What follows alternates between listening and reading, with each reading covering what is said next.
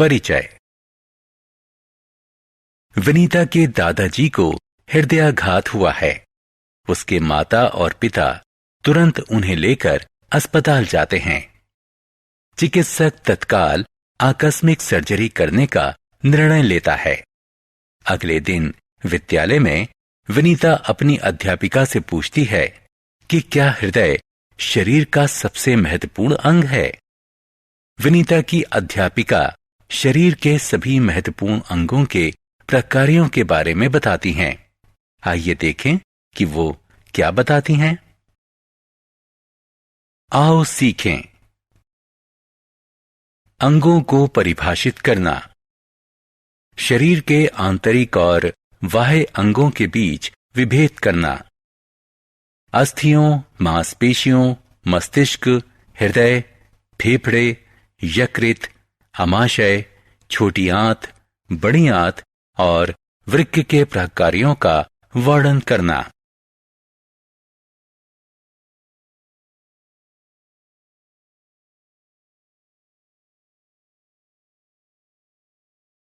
अंग। शरीर के वह भाग जो खेलने, नहाने, चलने, खाने, पाचन, श्वास लेने इत्यादि प्रकार को संपन्न करने में सहायता करते हैं, अंग कहलाते हैं। शरीर पर उनकी उपस्थिति के अनुसार अंगों को आंतरिक और बाह्य अंग के रूप में वर्गीकृत करते हैं। आइए शरीर के आंतरिक और बाह्य अंगों के बारे में और अधिक जानें।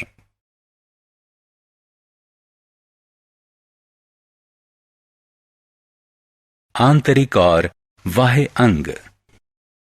वे अंग जो शरीर के बाहरी भाग पर स्थित होते हैं और जिन्हें बाहर से आंखों से देखा जा सकता है, उन्हें बाह्य अंग कहते हैं। उदाहरण के लिए त्वचा, आंखें, कान, नाक, पांव इत्यादि। आंतरिक अंग मानव शरीर के अंदर होते हैं और उन्हें बाहर से आंखों द्वारा देखा नहीं जा सकता। अस्थियां एवं मांसपेशियां। दौड़ना, उछलना, टहलना, घूमना, हाथ मोड़ना, तैरना इत्यादि गतिविधियों में मानव शरीर के अंगों की गति सम्मिलित होती है। ये सभी गतिविधियां अस्थियों और मांसपेशियों की सहायता से संपन्न होती हैं। अस्थियां मानव शरीर का कठोर अंग होती हैं। ये कैल्शियम और फॉस्फेट जैसे खनिजों से बनी होती हैं। अस्थियां मानव शरीर को ढांचा प्रदान करती हैं। ये आंतरिक अंगों को आधार और सुरक्षा प्रदान करती हैं, जैसे कि पसली की हड्डी हृदय और फेफड़ों की और कपाल मस्तिष्क की सुरक्षा करता है। पसली की हड्डी और कपाल दोनों ही अस्थियों से बनी संरचना है। हम केवल अस्थियों के सहारे गति नहीं कर सकते, बल्कि मांसपेशियां अस्थियों को एक दूसरे से जोड़ती हैं और गति को संभव बनाती हैं।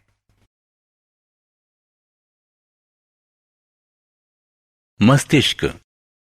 जिस तरह पायलट हवाई जहाज का मुखिया होता है, उसी तरह मस्तिष्क मानव शरीर का मुखिया होता है। मानव मस्तिष्क अस्थियों की बनी एक संरचना से ढका होता है, जिसे कपाल कहते हैं। मस्तिष्क मानव शरीर की सभी गतिविधियों जैसे सोचना, देखना, चलना, बोलना और शयन को भी नियंत्रित करता है। हृदय। मानव हृदय मानव शरीर के केंद्र के थोड़े बाएं तरफ दोनों फेफड़ों के बीच के वक्ष विवरों में स्थित होता है। इसका आकार शंकु जैसा होता है। मानव शरीर का आमाप बंधी हुई मुट्ठी जितना होता है। यह मांसपेशियों की थैली होती है, जो ऑक्सीजन और दूसरे पौष्टिक पदार्थों से युक्त रक्त को पूरे शरीर में पहुंचाने के लिए उत्तरदायी होती है। मानव हृदय 1 मिनट में 72 बार धड़कता है। यह बिना थके लगातार कार्य करता है।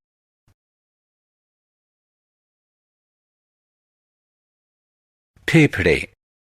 सभी सजीव श्वास में वायु लेते और छोड़ते हैं। श्वास लेने को अंतःश्वसन कहते हैं। श्वास छोड़ने को बाह्य श्वसन कहते हैं। श्वास अंदर लेने के पश्चात वायु फेफड़ों में जाती है।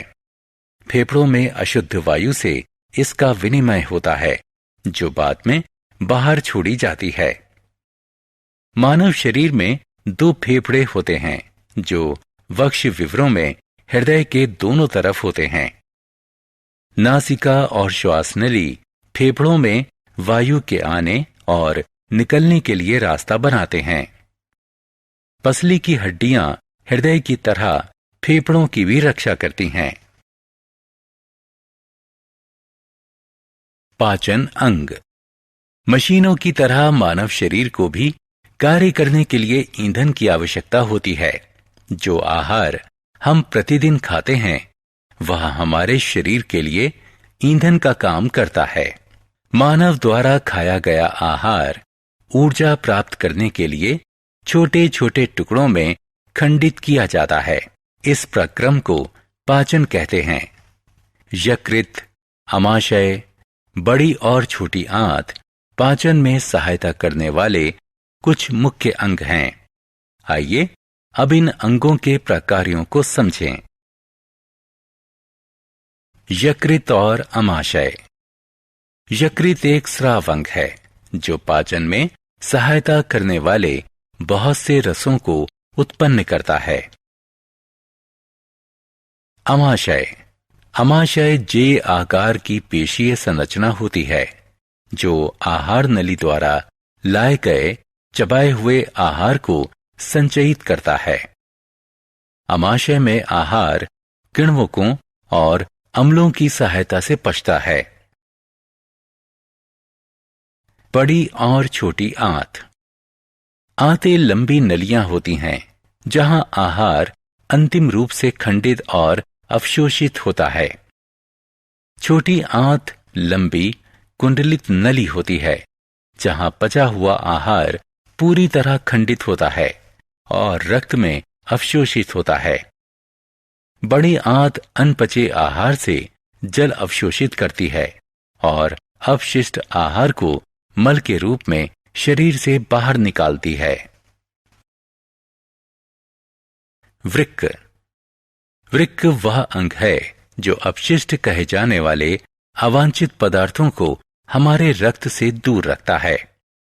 हमारे शरीर में पसलियों के ठीक नीचे वृक्क का युग्म होता है जो कि शरीर के दोनों तरफ स्थित होता है। वृक्क रक्त और शरीर के दूसरे भागों से अपशिष्ट को बाहर निकालते हैं और हमें स्वस्थ रखते हैं। हमने क्या चर्चा की?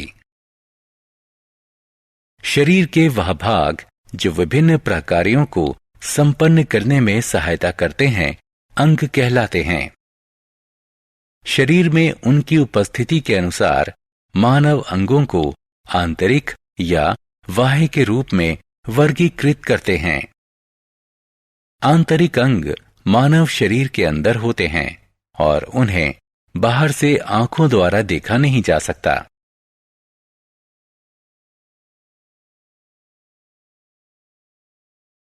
बाह्य अंग शरीर के बाहरी भाग में होते हैं और इन्हें बाहर से आंखों द्वारा देखा जा सकता है।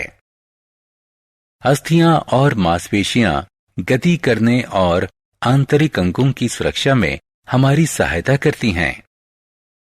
मस्तिष्क मानव शरीर का मुखिया होता है जो शरीर की सभी गतिविधियों को संचालित करता है।